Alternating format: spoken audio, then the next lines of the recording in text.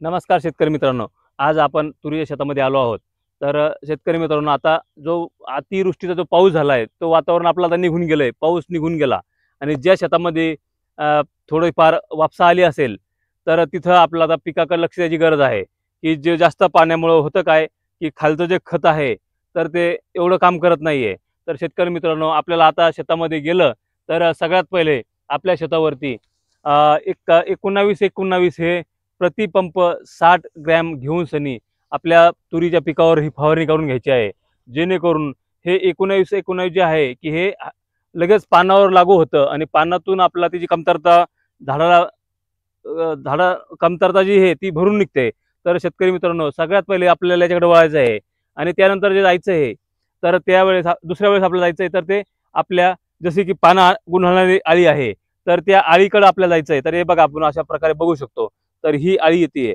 तर ही सगळ्यात स्वस्त जे असेल सध्या, सगळ्यात स्वस्त औषधांना सुद्धा ही जाते आणि त्याच्यासुद्धा ज्या ज्या शेतकऱ्यांच्या शेतावर ही अळी आली नसेल किंवा दुसरा उद्रेक झाला नसेल, तर त्या शेतकऱ्यांनी सर्वप्रथम आपल्या शेतामध्ये 1-2 ठिकाणी लाईट ट्रॅप लावायचे आहे आणि फेरोमोन ट्रॅप जे सापळे आहे, ते सापळे सुद्धा लावायचे आहे.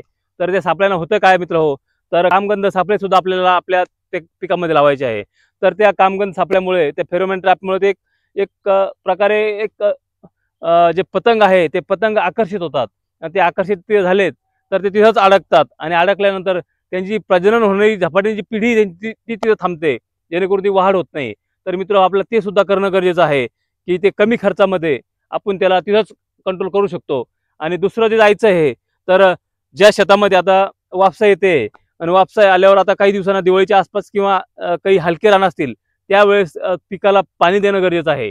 तर पाणी जे बागायती आहे किंवा जे लोक ड्रीपवर पाणी देणार आहेत, तर त्या शेतकऱ्यांनी होता होईना तर ट्रायकोडर्मा जिथं उपलब्ध होत असेल, तो उपलब्ध करावा किंवा बायोमिक्स नावाचं जे औषध आहे, ते सुद्धा उपलब्ध करावं आणि ड्रीपमध्ये 5 लिटर ते सोडू शकतो. आणि जसं दुसरीकडे बघितलं तर मित्र हो, जर ते कोणाला उपलब्ध होत नसेल, तर असा जो प्रकार होतोय, तर हे सुद्धा बुरशीची लागण आहे. आणि ह्या लागणसाठी आपण एक केमिकलनं जर बघितलं, तर ह्या झाडाला असं, याला इथं जर आपण M45 आणि 22 नावाचं जे औषध, हे दोन्ही एकत्र जर केलं, हेच औषध एकत्र करावं लागतात. हे का करावं लागतं, की M45 हे कॉन्टॅक्ट फंगीसाईड आहे आणि जिथं साईटला कॉन्टॅक्ट होऊन ते फंगस तिथं कंट्रोल होतो. 22 जे आहे, तर 22 मित्र हे आंतरपावई आहे. तर हे सुद्धा ह्या रोगाला खूप चांगल्या प्रकारे काम करतं.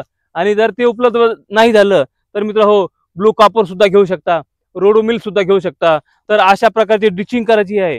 आणि जेव्हा तुम्हाला पाणी द्यायचं आहे, त्यावेळेस मी मागे सांगितल्याप्रमाणे बायोमिक्स जर एकरी त्या पाण्याबरोबर पाणी देणारे कोणी शेतकरी असतील, त्यांनी जर दिलं, तरी पण खूप चांगल्या प्रकारे अशा रोगांचा प्रादुर्भाव जो होणार आहे, तो तिथंच कंट्रोल होतो.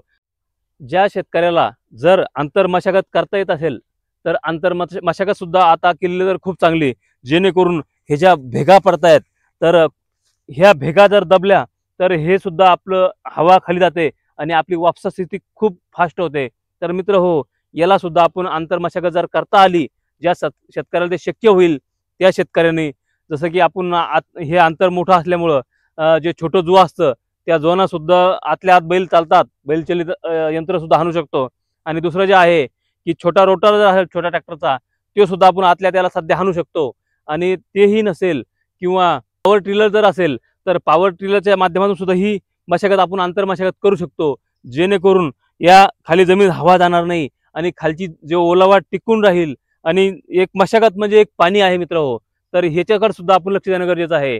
आणि जेव्हा जेव्हा आता पुढे ज्या शेताला कोरडवाहू आहे, तर त्या शेताला सुद्धा ही गळ खूप जास्त होते. त्यावेळेस सुद्धा परत मी मगाशी सांगितल्याप्रमाणे 19-19 ची फवारणी जर घेतली वाधी अवस्थेमध्ये, तेव्हा सुद्धा ती वाधी कमी गळते. तर मित्र, तेव्हा सुद्धा एक प्लॅनिंग असं करायचं आहे, की आपल्याला परत एक फवारणी, आणि होता होईना जर मायक्रोन्यूट्रियनचे कधी शेवटला फवारणी करता आली, तर ती सुद्धा करा मित्र हो. जेणेकरून कोरडवाहू पिकात सुद्धा दाण्याची साईज वाढेल आणि दाण्याची साईज वाढली, तर तुमचं ऑटोमॅटिकली उत्पादन हे वाढलेलं असेल. तर अशा प्रकारे मित्र हो, आपल्या तूर पिकाचं व्यवस्थापन हे करणं गरजेचं आहे. आणि ह्या प्रकारे तुम्ही व्यवस्थापन करा आणि आपल्या उत्पादनात कशी वाढ होईल, त्याच्याकडे तुम्ही लक्ष द्या. धन्यवाद मित्र हो.